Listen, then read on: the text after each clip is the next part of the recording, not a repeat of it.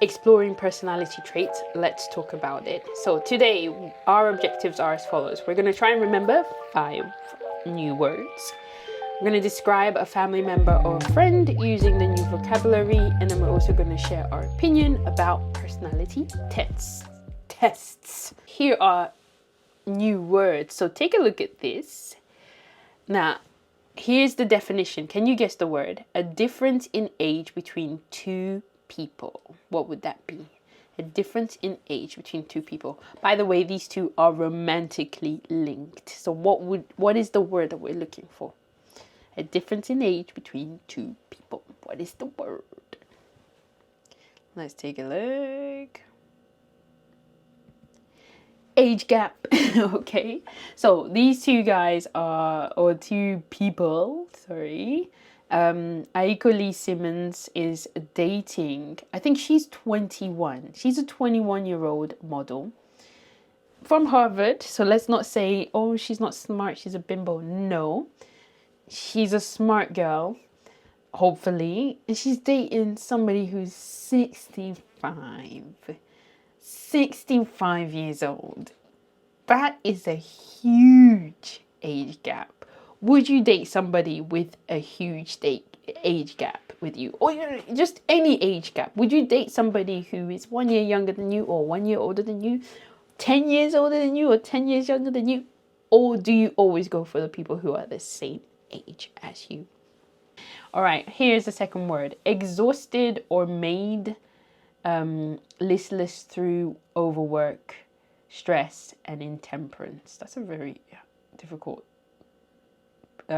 example. But anyways, look at the picture, look at the image, and look at the words. Exhausted, overworked, stress. What word comes to mind when you think about that? Let's see. If you said the word burned out, you are correct. So when you are burnt out, I think the book has a slightly easier way of saying it. It's just very tired mentally, like from studying. So are you burnt out? I think this is also a really important thing to talk about, because you can be burnt out and not realize that you are, and you just keep going and functioning, but actually you need to take the time to rest. So make sure that you are checking on yourself, that you're not burnt out, because when you are in a state of burnt out, it will really affect everything and it will hinder you a lot. So take care of your mental health. Right, next word. This is a phrasal verb. You do not make progress or move forward as fast as other people do. So take a look at these clues and guess what the word is. This is its definition. So you're not making progress as fast as others are making. What is it?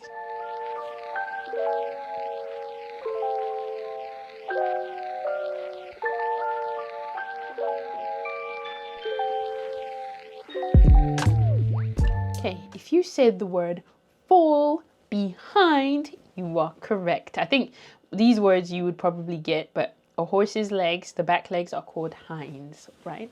So fall behind. So if you're falling behind, it means you're not doing well. You're not keeping up with things. You need to do something and change. So have you ever experienced that? Have you ever fallen behind on your work, on your studies, on your cleaning in your house? I have many times. In fact, making this video, I'm slightly behind. I should have posted it like ages ago. Right, how about this one? To meet friends or to socialize. What word is this?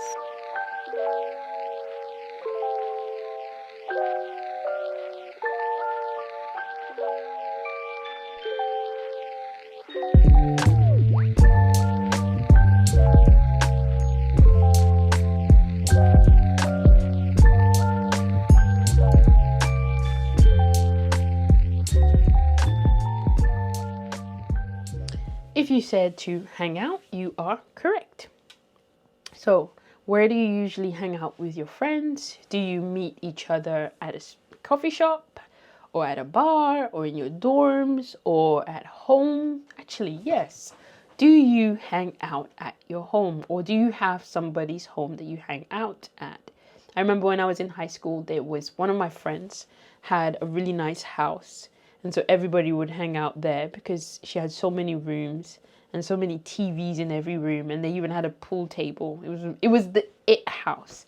My house, not so much. My parents didn't like having people in our house. I wish they did. It would have been really nice. But I also felt like if I brought my friends to my house, my parents would probably judge everybody. And they might bring out the Bible and start to do some church sessions. So yeah, nobody ever came to my house. So, but I want to do differently. When I have kids, I want my kids to hang out at my house. Are you allowed to hang out with your friends at your parents' house? Would you invite your friends to your parents' house? I would like to know. All right, next word. This is a preposition. You are very interested in something and like it very much. Very interested in something to the point that you like it, love it very, very much. What word is it?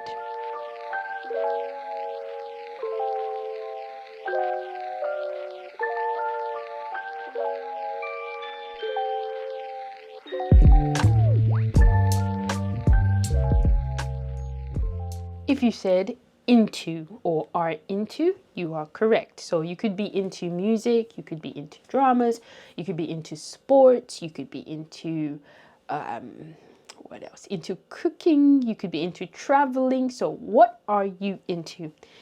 For me, I think I'm definitely into, at the moment, I'm in a season of being into bookmaking or writing books and wanting to publish books.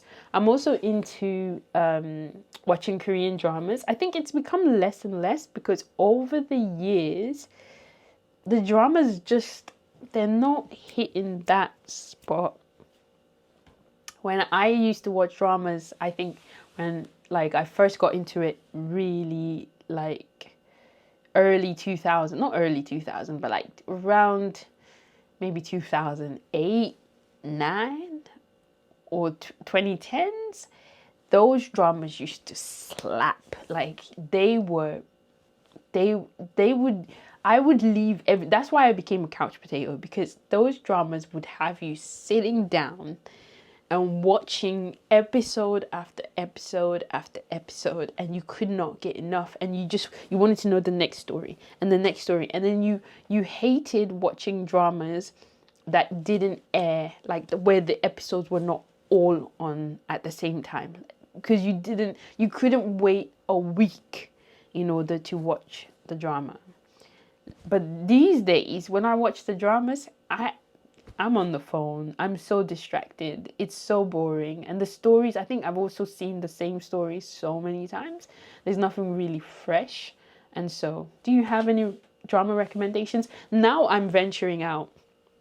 I'm no longer just binge watching Korean dramas. I also like I like anything that comes up. I like anything. So do you have any recommendations? Because I'm looking for stuff, because I'm really into that.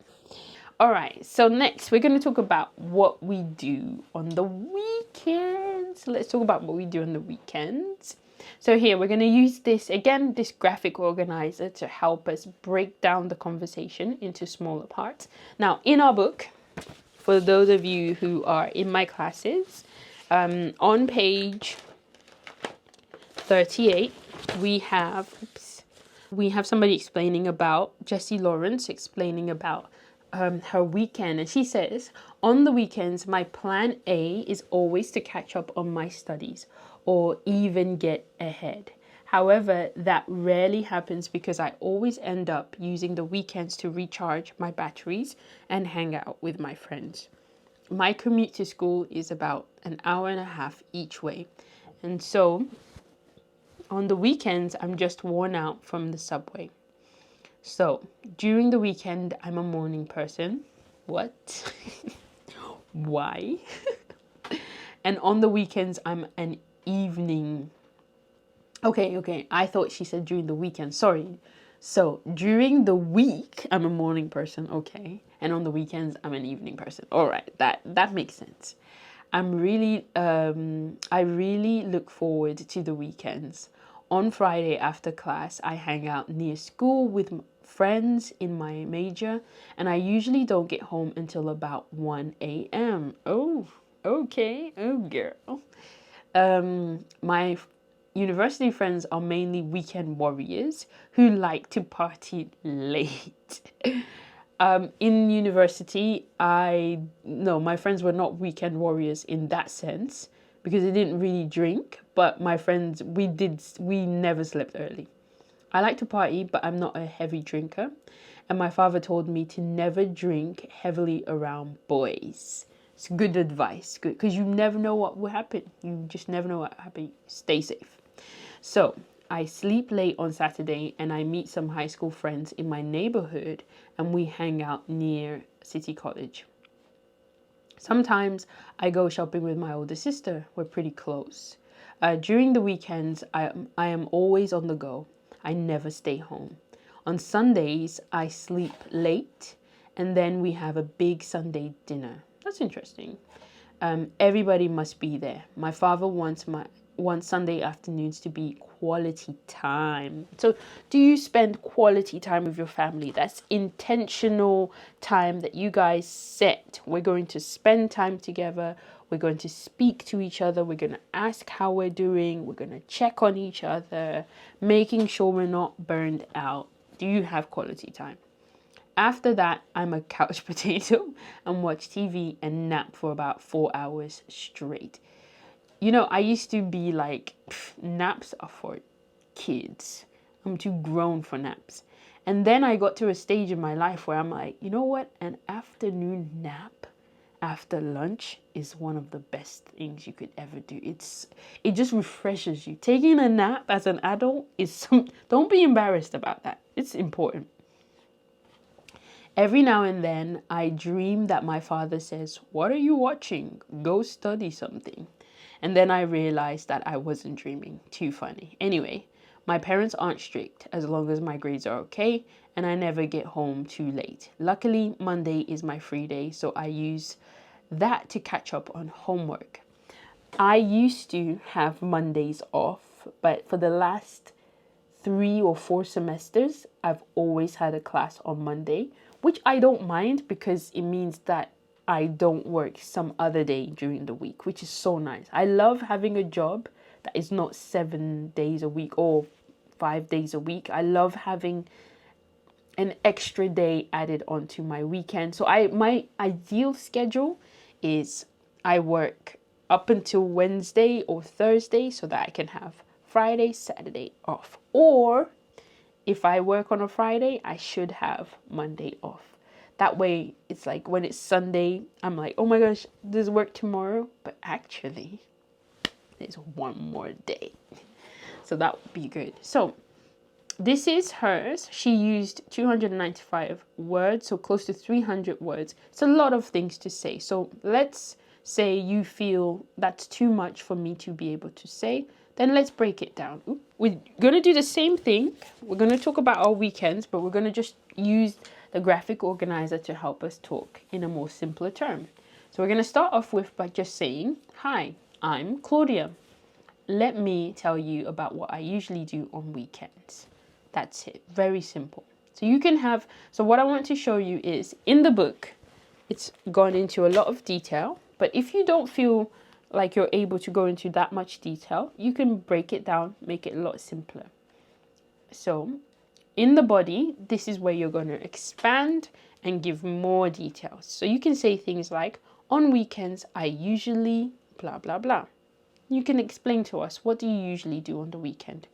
So in my case, on weekends, I usually wake up not early in the morning, but close to the afternoon. And that's when I have my breakfast. And then afterwards, I like to make sure that my house is tidy, my laundry is done. Although these are very boring things, they are important things because during the week, I usually don't have time to do all of those things. I often spend time, and you can tell us what the activity is. I often spend time watching TV. Or these days, I also like listening to podcasts or listening to playing a YouTube video, but just listening to the audio version of it, or if I am preparing for some sort of exam, or many times I do these courses and I need to catch up on my lessons, I will spend time doing that. Or I spend time working on my soon to be published books. So look out for that, because I have 2 books coming out very soon. I usually do this with, if you do this with people, you can mention them here. So I'm usually at home on the weekends with my husband mostly. And so most of the activities, we're not necessarily doing it together, but he's definitely around. But together we love to definitely watch some show, some drama or some movie on the weekends, and it's usually really fun. And then we talk about it as well. Not when it's playing, but afterwards, whether we enjoy it or whether we don't enjoy it. And we usually laugh at the same things, we usually go for the same things. And even if we don't like each other's shows, we usually fall into liking it. So for example, I like watching really trashy, just trashy TV. I love that. I love those gossip, fighting, trash TV. I'm there. And my husband, when we first met, he was always like, "Oh my gosh, is that what you're watching?" But as time went by, when he's sitting and it's there in the background, he got used to it, and then he started liking it as well. Lately, I'm into watching a lot of YouTube videos about teaching, because I'm writing a book on teaching, and also about children's book publishing as well, because that's what I'm really into, as well as some dramas. I'm trying to watch Queen of Tears. It's hard to watch it, but I'm trying to give it a go, because some people said it was good. So I'm trying. In a nutshell, that's how I spend my weekend. Thanks for listening. So you can use this graphic organizer to also talk about what your weekend is like. Just keep it simple and insert in your activities and a few more details, and you are on your way to talking about your weekend. All right. When it comes to personality traits, you can also use the same thing, but you can use these types of sentences. So you can add in, I am quite, and then you can say the trait, which shows when I blah blah. So I am quite friendly, which shows when I am around people, or when I meet people for the first time. I'm always approachable. I always give a big smile. I am also let me use the words in the book just to remind myself, because sometimes I forget. I am also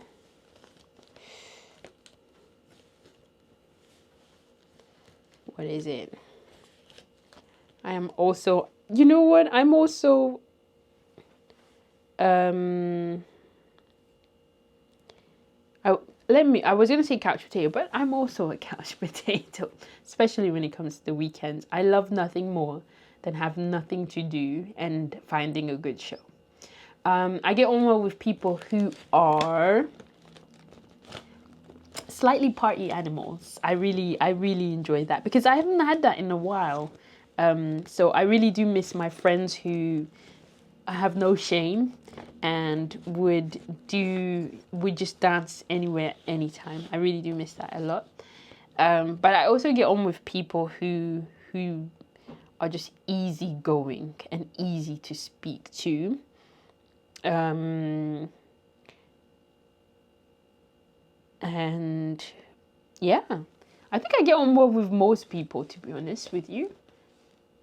But I do have a harder time with people who are quieter and shyer, because I tend to talk a lot, and so sometimes I think my character is a bit intimidating. Here in this last one, so you got to choose. I don't know how it feels to be burnt out. Well, in my case, I know how it feels to be burnt out. I've felt burnt out quite a few times, especially last year. I decided to kind of refresh my education on teaching, and so I took a course that was online. So I was working all my jobs, because I work in several places, and studying, and I found it just incredibly draining. It was really, really hard to keep up with my job as well as just regular life and studies. And so at the end of the year, I was done. I was ready to just be done. And so during the vacations, I did nothing much. Actually, I traveled a lot. And then when I came back to Korea, I did nothing much, and I loved it. It was really, really great. I was the biggest couch potato. I was at home literally for the whole entire time when I came back to Korea, just eating and binge watching different shows. And I loved it, and I am not ashamed of it. All right, let's move on. Okay, have a fun activity. So now we're going to get into personality tests. So I want you to draw a pig. So pause this video and draw a pig. And then we're going to see what your pig says about you. So pause the video right now and draw a pig. I'm going to give you a mandatory 1 minute because I know some people won't listen. But I want you to pause the video, draw a pig.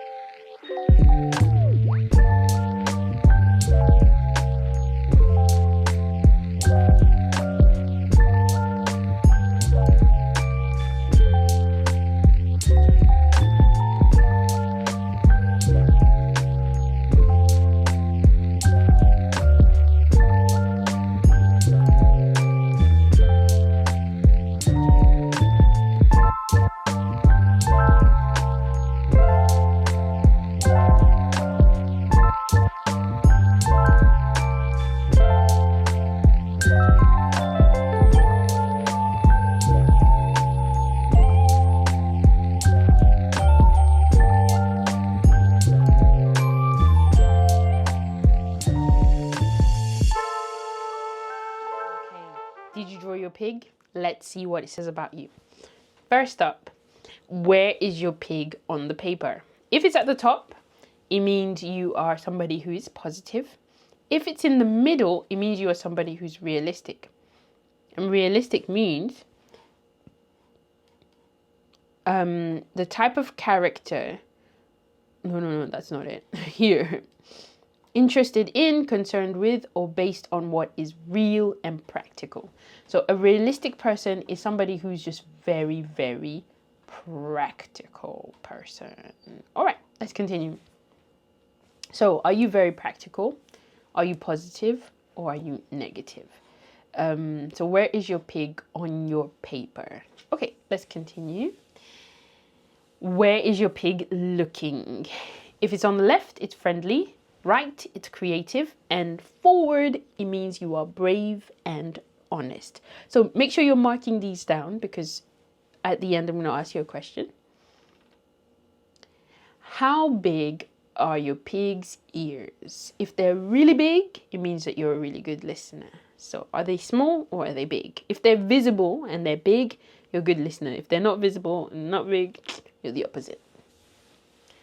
How big is your pig? If your pig is big, you are very popular. If your pig is small, then you are shy. Or if your pig is little, then you are shy. How many legs does your pig have? If it has 0 to 3 legs, it means that you are a quiet person. 4 legs, it means you are loud. And 5 legs means you're crazy. So do you have a 5-leg creature? Okay, so after seeing what this test says about you, do you agree with it? Share in the comments. Do you agree? Okay, share in the comments what did the pig personality say about you? And then tell me also whether you agree or disagree with what the results were. You on. Now, something that's really interesting that I want us to discuss, this is going to be the last thing that we're going to do, is whether or not you agree with the results of personality tests. In Korea, a lot of people are obsessed with MBTI. And I hear this question all the time. What's your MBTI? And it became, or it feels like it's something that is really, really important when you're meeting people for the first time. But in my case, I don't know what my MBTI is. I've never taken the test, and I don't care to take the test. So let's talk about it. So do you believe people fit into personality types? So I would really love us to discuss these questions. I'm going to post a Padlet page, and I want you to share your opinion on any of these questions. So do you use the Myers-Briggs type indicator to make friends or choose boyfriend or girlfriend? Is it that important for you that you would choose somebody that you would date based, or you would say no to somebody if they don't have the same personality as you, or if they are opposite of you? Like, does it matter that much to you? And how many times have you taken the test, and did you get the same results each time? Should schools, employers consider your MBTI type for decision making? Like, should they look at it and be like, okay, you are a good fit for our company, or you're a good fit for this team, or like, should we use it in that way? And then, can relying on a personality description like introvert or extrovert limit our understanding of individuals' true potential? Is it limiting? Do you think it's limiting to say that somebody is like this based on a test, or do you think it's actually a good idea? Would really, really love to know what you think. All right, I think that is it for today. Next time we will continue talking and discussing on another thing. I'd really love for you to interact with me in the comments and ask any questions. And yeah, happy learning, happy life. I hope you're not burnt out. I hope you're hanging out with your friends, and I hope that you're into something really cool. And I shall see you next time. Bye bye.